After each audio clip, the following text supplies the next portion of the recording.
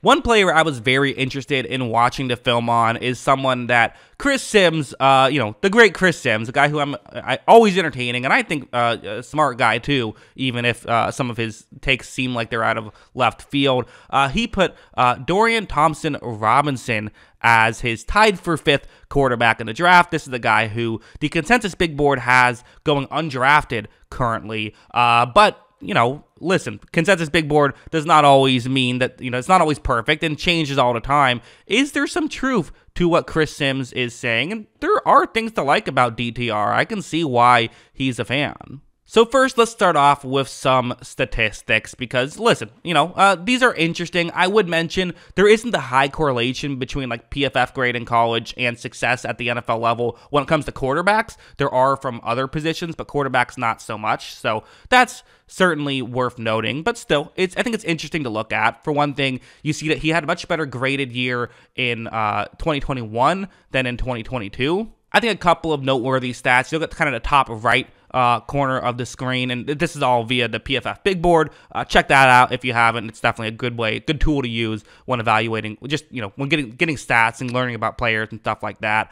You see, as a whole, a lot of mediocre stats, but on the top right, the no pressure grade being just 77.5, a bit concerning that when he's not pressured, still doesn't perform particularly well. Also, the deep passing has not been his thing according to PFF, and you even see it with like the 2022 advanced stats on the bottom right hand corner of the screen, like big time throw rate just 2.8, definitely on the low side. Average depth of target 7, which isn't abysmally low, but it's pretty low. It's definitely on the low side for sure. Doesn't turn the ball over. That's definitely nice to see, but as a whole, that's kind of what his statistics say. But like I said, can only learn so much from statistics with quarterbacks. Gotta watch the tape. So I watched some tape. I watched a lot of 2021 tape, partially because that's what I had available, but also because that was his best season statistically. So okay, I'll check that out, his best year. Where was he when he was at his best? And one thing you do notice, something like this, his athleticism. You just notice that the guy can move, and that has a benefit, right? Could he be a Tyrod Taylor? Could he be a Tyler Huntley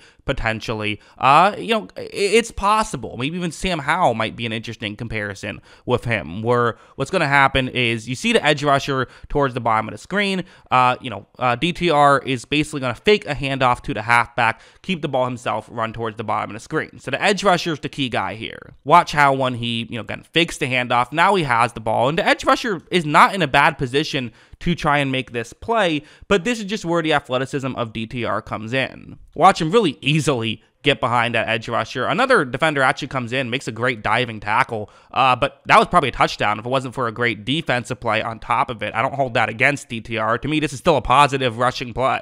And while a lot of people will say, well, that's fine that you can run, I want someone who can throw the football. That's what I care about. The reality is, we can't pretend that, it's 1995 anymore. Running matters at the quarterback position, or at least it helps a lot. And the fact that he can do that is there's benefits there. However, let's talk about the passing. One thing that just jumps out at you when you're watching the tape is the missed throws. Not the most accurate player, and that's a concern for someone who, again, like Anthony Richardson has accuracy issues, but he is such an incredible athlete that's why he's still interesting.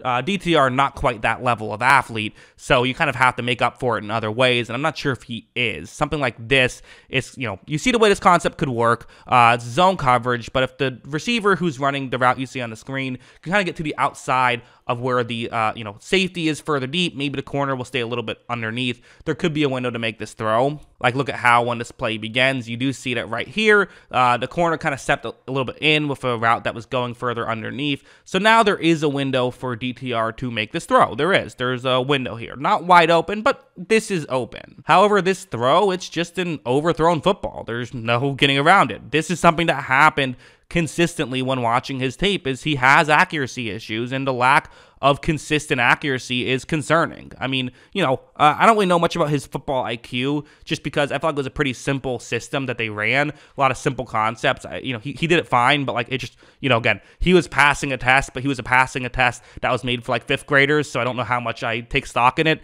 is kind of how I view it. Now, he might be a smart player. I have no idea, legitimately. But, you know, when the passing game, those are kind of the two main things, is accuracy and intelligence. I don't know one, and the other one is negative. Like, something like this is another good example where it's going to be a zone coverage play. And it's very similar to that last play we just talked about. Watch how when DTR takes a high snap, a lot of bad snaps in this game, also worth mentioning. But again, throw it towards the sideline here, right? There's a window to make this throw. Get it towards the sideline. This is going to be a completion. And this one is kind of an example of, well, the last one was just a missed throw. This one isn't necessarily not a catchable ball, but it's just not in the right spot. The ball should be towards the sideline. However, instead, it's actually back towards the opposite shoulder, which results in his player taking a huge hit and the ball coming out. I mean, not only did that result in incompletion, could have resulted in someone getting hurt as well. You have to be better than that. And I don't think this is him not understanding. I think this is just a missed throw. I think he's just not that accurate. And because of that, it creates situations like this,